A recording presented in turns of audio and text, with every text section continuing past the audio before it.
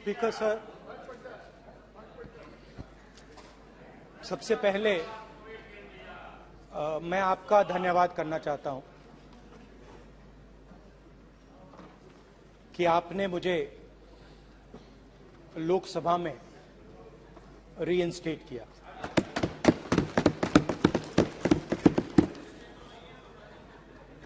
और पिछली बार जब मैं बोला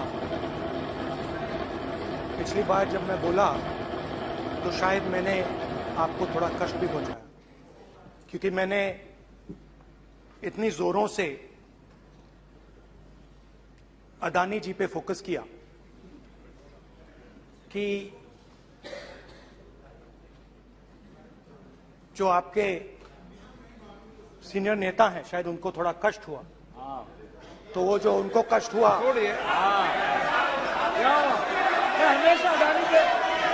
हमेशा अदानी पे अभी भी कष्ट हो रहा है। वो जो कष्ट हुआ, अभी भी कष्ट हो रहा है। विषय पे आइए, विषय पे। अभी भी कष्ट हो रहा है। ये देखिए, ये सारे नहीं मगर सुनिए तो वो जो कष्ट हुआ 1 2 3 4 5 उसका असर शायद आप पे भी थोड़ा हुआ। तो इसके लिए मैं आपसे माफी मांगता हूं, मगर मैंने सिर्फ सच्चाई रखी थी। मगर आज जो मेरे बीजेपी के मित्र हैं, आज आपको डरने की जरूरत नहीं है, डरो मत। क्योंकि आज जो मेरा भाषण है, डरो मत। और आप डरो मत।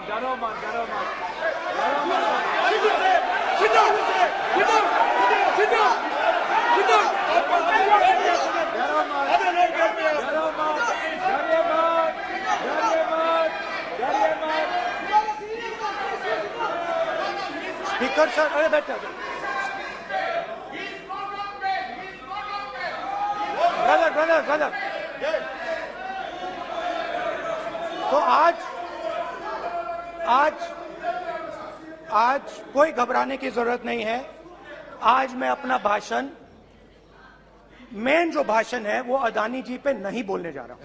आप छोड़िए, तो आप रिलैक्स कर सकते हैं, आप शांत रह सकते हैं, क्योंकि मेरा भाषण आज दूसरी डायरेक्शन में जा रहा है।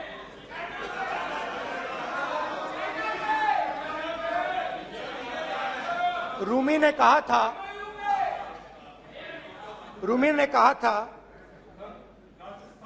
जो शब्द दिल से आते हैं वो शब्द दिल में जाते हैं। तो आज मैं दिमाग से नहीं बोलना चाह रहा हूं, मैं दिल से बोलना चाह रहा हूं।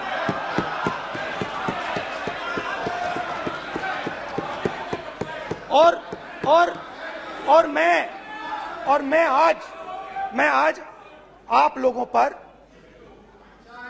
इतना आक्रमण नहीं करूंगा। मतलब एक दो गोले जरूर मारूंगा, मगर इतना नहीं मारूंगा। तो आप रिलैक्स कर सकते हैं। डरिए मत।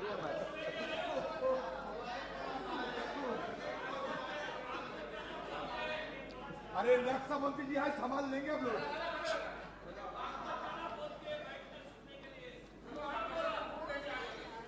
पिछले साल 130 दिन के लिए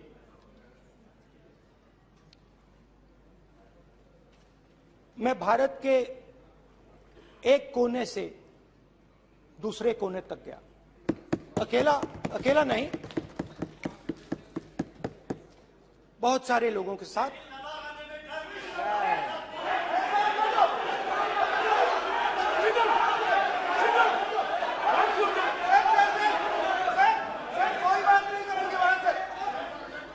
सर, ये हमारा टाइम खत्म करने का साजिश है।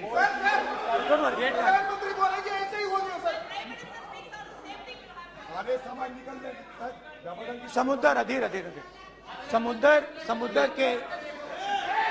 समुद्र के तट से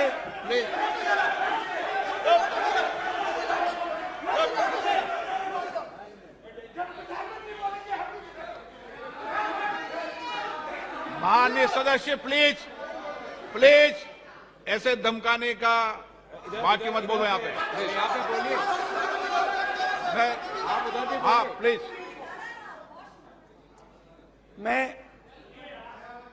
समुद्र के तट से कश्मीर की बर्फीली पहाड़ी तक चला।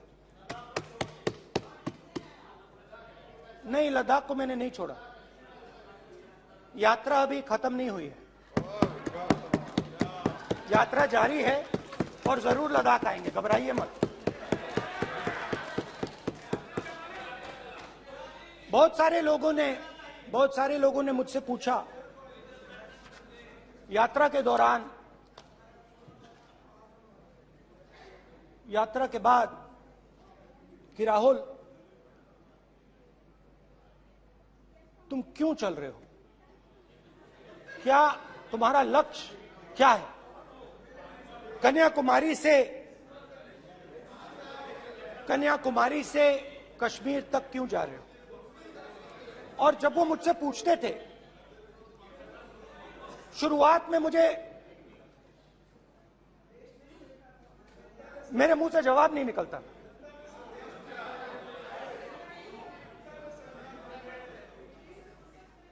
शायद मुझे ही नहीं मालूम था कि मैंने ये यात्रा क्यों शुरू की। जब मैं कन्याकुमारी से शुरू हुआ, मैं सोच रहा था मैं हिंदुस्तान को देखना चाहता हूं, समझना चाहता हूं, लोगों के बीच में जाना चाहता हूं, मगर गहराई से मुझे मालूम नहीं था।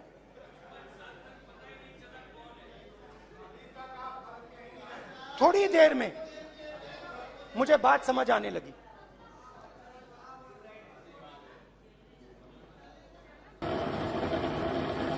जिस चीज से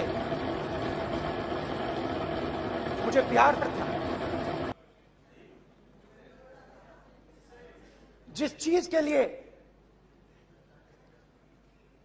मैं मरने को तैयार हूं, जिस चीज के लिए मैं मोदी जी की जेलों में जाने को तैयार हूं,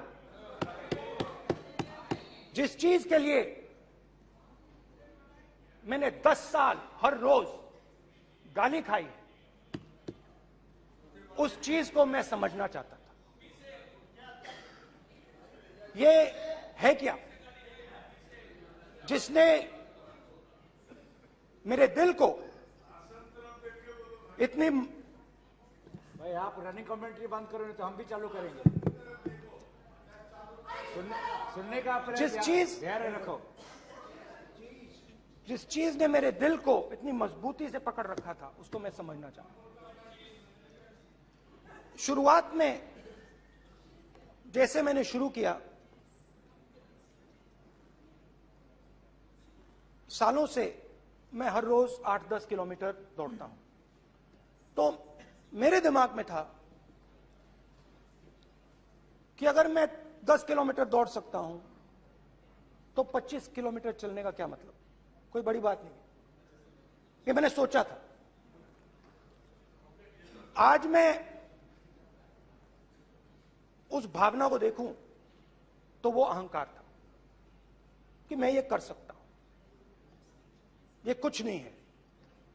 तो मेरे दिल में उस समय अहंकार था।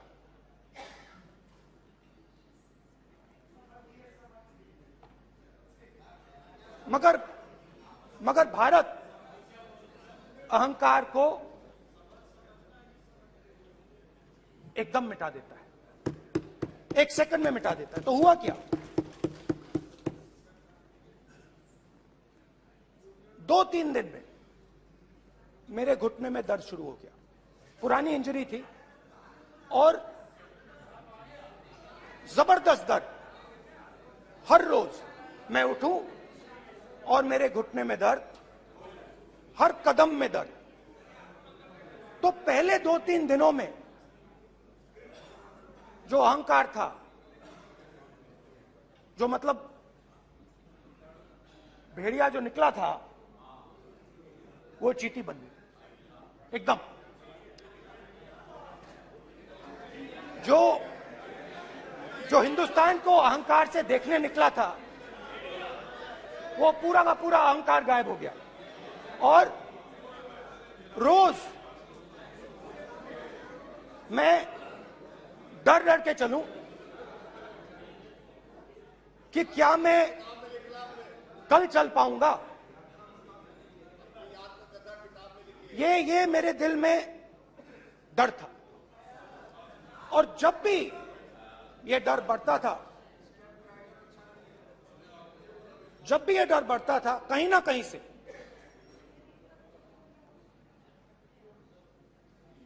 कोई ना कोई शक्ति मेरी मदद कर देती थी। एक दिन मैं सह नहीं पा रहा था, एक छोटी सी लड़की आती है, मुझे चिट्ठी दे देती। मैंने चिट्ठी खोली, 8 साल की थी, उसमें लिखा था, Rahul, I am walking with you, don't worry. उसने मेरे पैर में चोट देखी और उसने अपनी शक्ति मुझे दे दी। सिर्फ उसने नहीं, लाखों लोग ने। और शुरुआत में जब मैं चल रहा था, कोई किसान आता था, मैं एकदम पहले उसको अपनी बात बताता था कि आपको ये करना चाहिए, आपको इस प्रकार से काम करना चाहिए। मगर इतने लोग आए, हजारों लोग आए, कि थोड़ी देर में मैं बोल नहीं पाया। जो मेरे दिल में बोलने का डिजायर था, वो बंद हो गया। बोल ही नहीं पाया, क्योंकि इतने लोगों से बोलना था। और एक सन्नाटा सा छा गया, भीड़ की आवाज थी, भारत जोड़ो, भारत जोड़ो, भारत जोड़ो। और जो मेरे से बात करता था, उसकी आवाज में सुनता गया।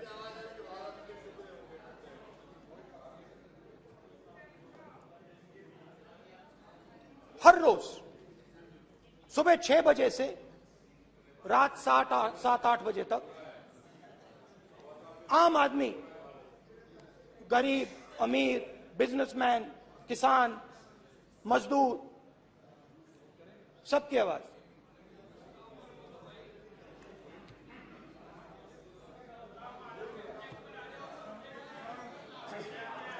आ रहा हूं। आप कल से रुके, अब थोड़ा और रुक लो, 5-10 मिनट रुक जाओ। तो ये चलता गया, मैं बात सुनता गया। और फिर मेरे पास एक किसान आया, और किसान ने हाथ में रुई पकड़ी हुई थी, और उसने मुझे कहा, अध्यक्ष महोदय, उसने मुझे कहा, मेरी आंख में देखकर उसने मुझे अपना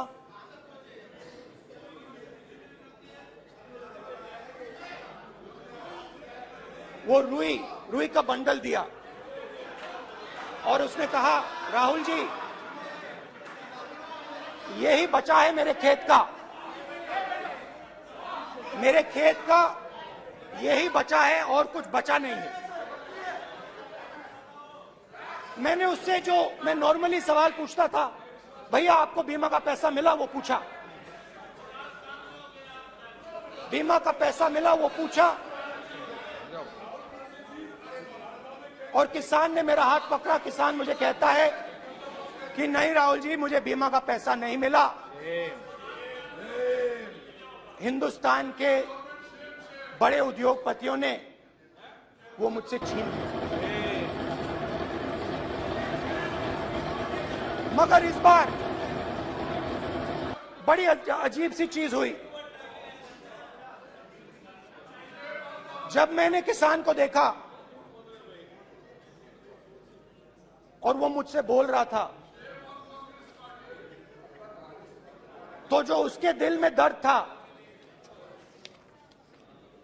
वो मेरे दिल में आया।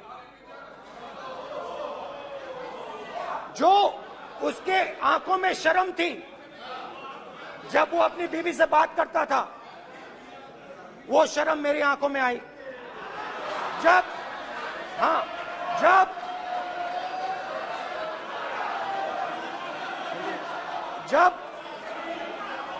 उसकी जो भूख थी वो मुझे समझ आई। और उसके बाद यात्रा बिल्कुल बदल गई।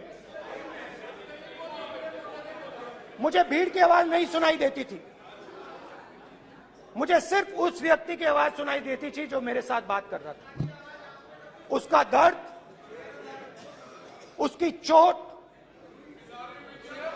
उसका दुख, मेरा दुख, मेरी चोट, मेरा दर्द बन गया।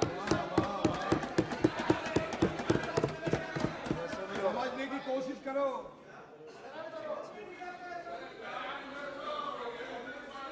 भाइयों और बहनों, लोग कहते हैं कि ये देश है, कोई कहता है ये अलग अलग भाषाएं हैं, कोई कहता है ये जमीन है, मिट्टी है, कोई कहता है ये धर्म है, ये सोना है, ये चांदी है। मगर भाइयों और बहनों, सच्चाई है कि ये देश एक आवाज है। ये देश सिर्फ एक आवाज है। ये देश, इस देश की लोगों की आवाज है। इस देश के लोगों का दर्द है, दुख है, कठिनाइयां हैं। और अगर हमें इस आवाज को सुनना है तो हमारे दिल में जो अहंकार है, हमारे जो डिजायर्स हैं, हमारे जो सपने हैं, हमारे जो सपने हैं, उनको हमें परे करना पड़ेगा। जब हम अपने सपनों को परे करते हैं, तब हमें हिंदुस्तान की आवाज सुनाई देती है। तब तक हिंदुस्तान की आवाज हमें नहीं सुनाई देती। अब आप कहोगे ये बात मैंने नॉन कॉन्फिडेंस मोशन में क्यों रखी? इसका क्या मतलब है कि भारत एक आवाज है, भारत लोगों का दुख है, भारत लोगों का कष्ट है, मुश्किलें हैं। क्योंकि भाइयों और बहनों,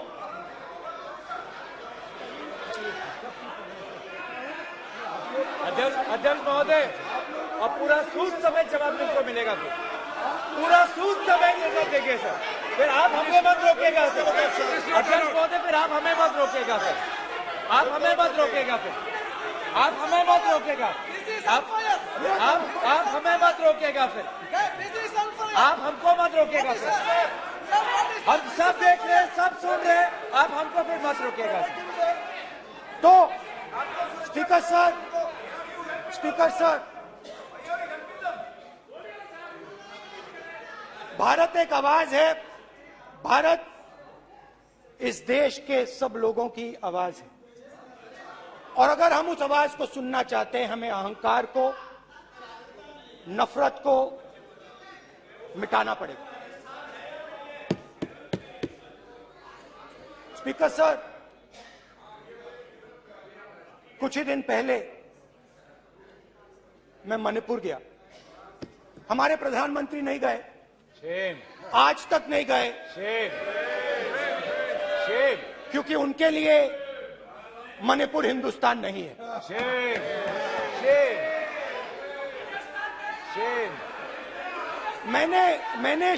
मैंने मणिपुर शब्द प्रयोग किया, मगर आज की सच्चाई यह है कि मणिपुर नहीं बचा है। मणिपुर को आपने दो भाग में कर दिया है। मणिपुर को आपने बांट दिया है, तोड़ दिया है। मैं मणिपुर में रिलीफ कैंप्स में गया। रिलीफ कैंप में आज जा रहा हूं,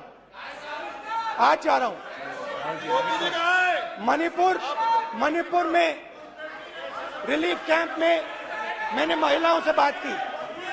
ठीक है सर, अब आप हमको मत रोकेंगे। It's not fair. आप हमको मत रोकेंगे। You don't let him solve this. Sir, don't allow him. Sit down. पूरा टाइम देंगे। Why you always putting on? कल देखेंगे। बात नहीं करेंगे सर, प्रधानमंत्री की बात नहीं करेंगे सर ऐसे।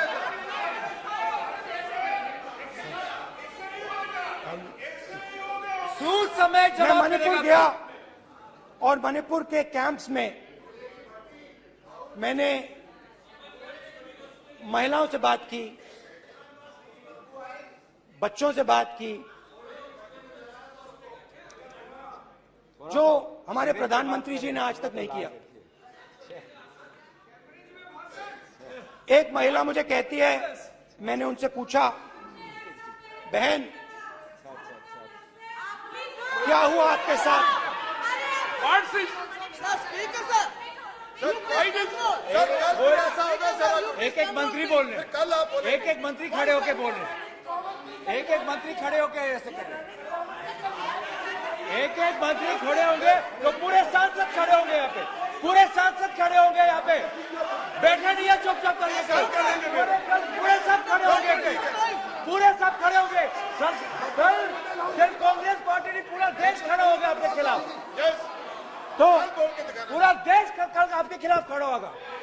मैं बहुत सारी महिलाओं से बात किया, मगर मैं आपको दो उदाहरण देना चाहता हूं। एक महिला मुझे कहती है, मैंने कहा क्या हुआ तुम्हारे साथ? कहती है, मेरा छोटा सा बेटा, महिला का सम्मान करें प्लीज, ये सम्मान। एक ही बच्चा था मेरा, एक ही बच्चा था मेरा, मेरे सामने, मेरे आंखों के सामने उसको गोली मारी है। मैं पूरी रात, आप सोचिए, आप अपने बेटे के बारे में, बेटों के बारे में सोचिए, मैं पूरी रात उसकी लाश के साथ लेटी रही। झूठ नहीं, झूठ आप बोलते हो, झूठ मैं नहीं बोलता हूं। मैं पूरी रात उसकी लाश के साथ लेटी रही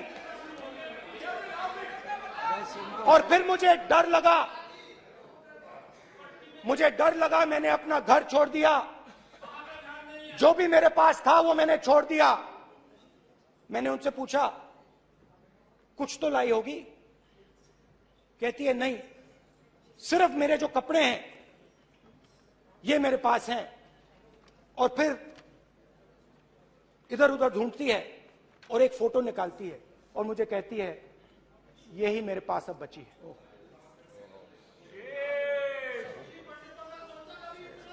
एक और उदाहरण, दूसरे कैंप में मैं, एक महिला मेरे सामने आती है, मैं उससे पूछता हूं, तुम्हारे साथ क्या हुआ? क्या हुआ तुम्हारे साथ? और जैसे ही मैंने ये सवाल पूछा,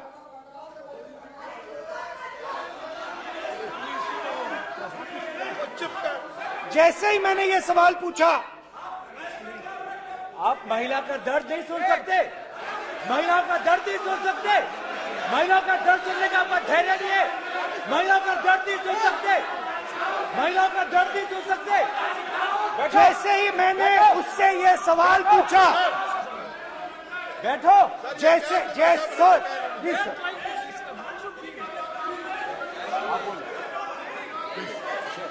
शर्म करिए, शर्म करिए। जैसे ही मैंने उससे सवाल पूछा, तुम्हारे साथ क्या हुआ, शर्म नहीं है तेरे को? वैसे ही एक सेकंड में वो कांपने लगी। उसने अपने दिमाग में वो दृश्य देखा और वो बेहोश हो गई। मेरे सामने कांपती हुई बेहोश हो गई। तो ये मैंने आपको सिर्फ 2 उदाहरण दिए हैं। स्पीकर सर, इन्होंने मणिपुर में हिंदुस्तान की हत्या की है, सिर्फ मणिपुर की नहीं, हिंदुस्तान की हत्या की है। इनकी राजनीति ने मणिपुर को नहीं, हिंदुस्तान को मणिपुर में मारा है। हिंदुस्तान को कत्ल किया है, हिंदुस्तान का मर्डर किया है मणिपुर में।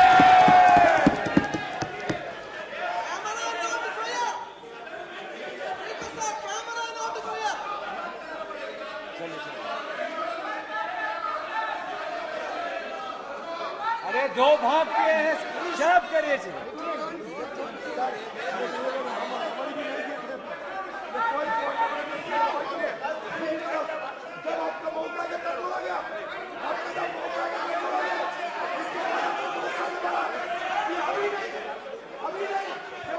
माननीय सभी सदस्यों से कहूंगा शांति रखें, प्लीज प्लीज। मणिपुर, हाँ क्या बोल रहे हैं? अब बोलिए। एक अरे भाई क्या बात है?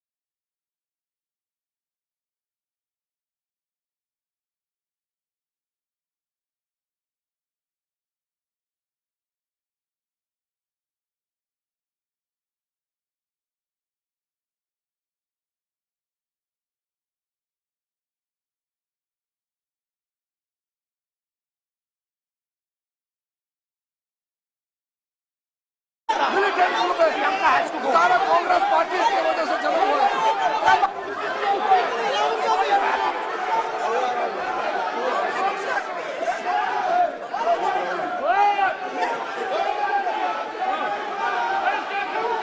ओके, बैक आजा, बैक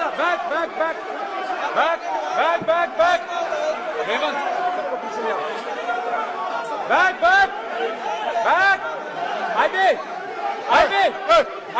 हाईवे हो गया प्रतापन हो गया। आप भाषण नहीं सुनना चाहते हैं? आप भाषण नहीं सुनना चाहते?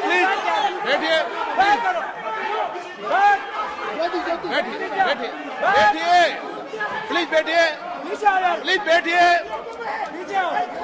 प्लीज बैठिए, चलिए।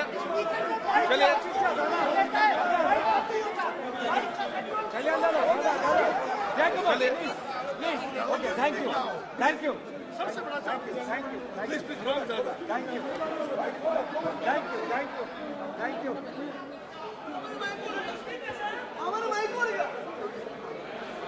एक मिनट बैठिए, एक मिनट प्लीज बैठिए, बालू जी,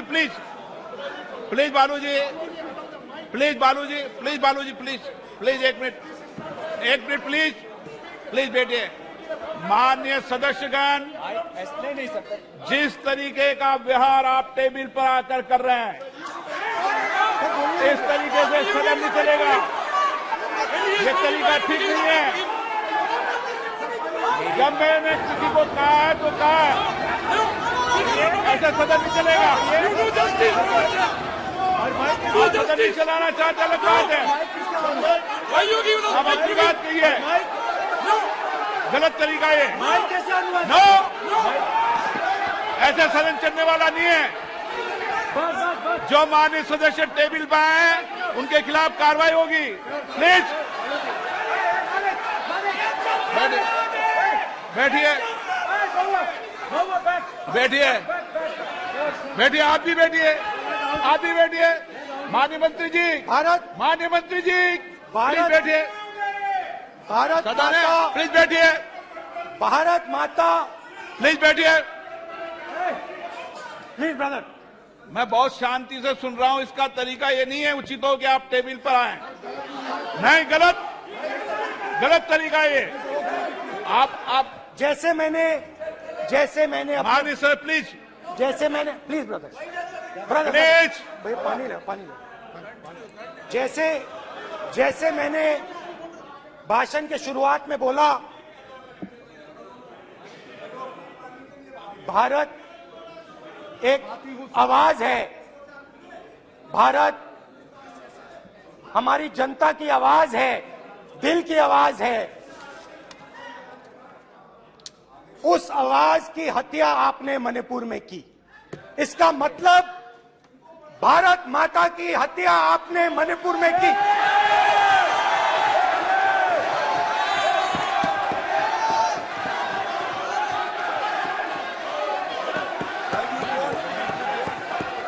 भारत माता को आपने मणिपुर के लोगों के मारा, आपने मणिपुर के लोगों को मारकर भारत की हत्या की है। आप देशद्रोही हो, आप देशभक्त नहीं हो, आप देश प्रेमी नहीं हो, आप देशद्रोही हो। आपने देश की हत्या मणिपुर में की। प्लीज एक मिनट प्लीज बैठिए, प्लीज बैठिए। अब सवाल आप उठता है, बैठना चाहते नहीं बैठना चाहते, आप बैठना चाहते नहीं बैठना चाहते, इसीलिए आपके प्रधानमंत्री चाहते आप। में नहीं जा सकते बैठिए आप, हैं, क्योंकि उन्होंने प्लीज देश की हत्या की है। मणिपुर में हिंदुस्तान की हत्या की है, भारत माता की हत्या की है। मणिपुर के लोगों के दिल में। प्लीज एक मिनट बैठिए आप। तो सवाल उठता है, एक मिनट बैठिए, एक मिनट। आप भी विराजो। आप बैठिए सही, नहीं बैठिए रहने दो आप बैठिए आप प्लीज बैठिए आप प्लीज। आप बोल रहे हैं फिर आप भारत माता के रखवाले नहीं हो, माननीय सर। आप भारत माता के हत्यारे हो। प्लीज माननीय सदस्य प्लीज माननीय सदस्य प्लीज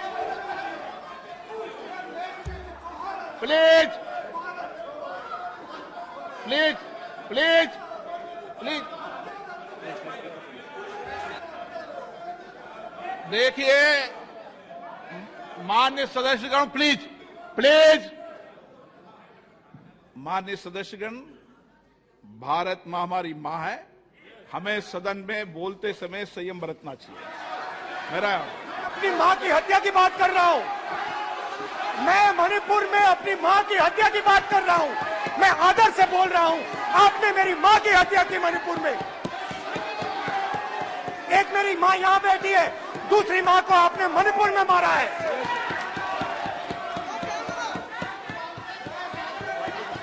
और हर रोज जब तक आप हिंसा को बंद नहीं करोगे, तब तक आप मेरी मां की हत्या कर रहे हो। हिंदुस्तान की सेना मणिपुर में एक दिन में शांति ला सकती है। हिंदुस्तान की सेना का प्रयोग नहीं कर रहे हो, क्योंकि आप हिंदुस्तान को मणिपुर में मारना चाहते हो।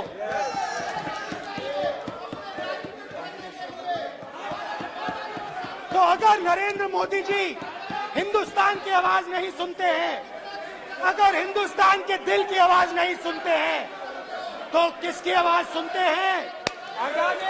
दो लोगों की आवाज सुनते हैं। इसकी आवाज सुनते हैं, इसकी आवाज सुनते हैं, माननीय सदस्य और इसलिए सुनते हैं। नो एक गलत तरीका माननीय सदस्य, देख लीजिए गलत तरीका है। अडानी जी के लिए मोदी जी ने क्या काम किया है, देख माननीय लीजिए। सदस्य ये पहले आप और ये बाद में। गलत तरीका आपका, माननीय सदस्य आपका गलत तरीका है। आप सीनियर सदस्य हैं, आप इस तरीके का व्यवहार सदन में मत करिए। आप बात करिए, लेकिन इस तरीके से पोस्टर लाना ये उचित नहीं है किसी तरीके से। रावण दो लोगों की सुनता था, रावण दो लोगों की सुनता था, मेघनाथ और कुंभकर्ण। वैसे ही नरेंद्र मोदी दो लोगों की सुनते हैं, अमित शाह और अडानी। भाई और बहनों, लंका को हनुमान ने नहीं जलाया था, लंका को रावण के अहंकार ने जलाया था। प्लीज माननीय सदस्य, आप संयमित बोले। आप ये सदन है, आप तरीके से बोलिए माननीय राम सदस्य। ने रावण को नहीं मारा था, रावण के अहंकार ने रावण को मारा था। आप पूरे देश में केरोसिन फेंक रहे हो, पूरे देश में आप केरोसिन फेंक रहे हो। आपने मणिपुर में केरोसिन फेंकी और फिर चिंगारी लगा दी। अब आप हरियाणा में कर रहे हो, पूरे देश को आप जलाने में लगे हो। आप पूरे देश में भारत माता की हत्या कर रहे हो। धन्यवाद स्पीकर।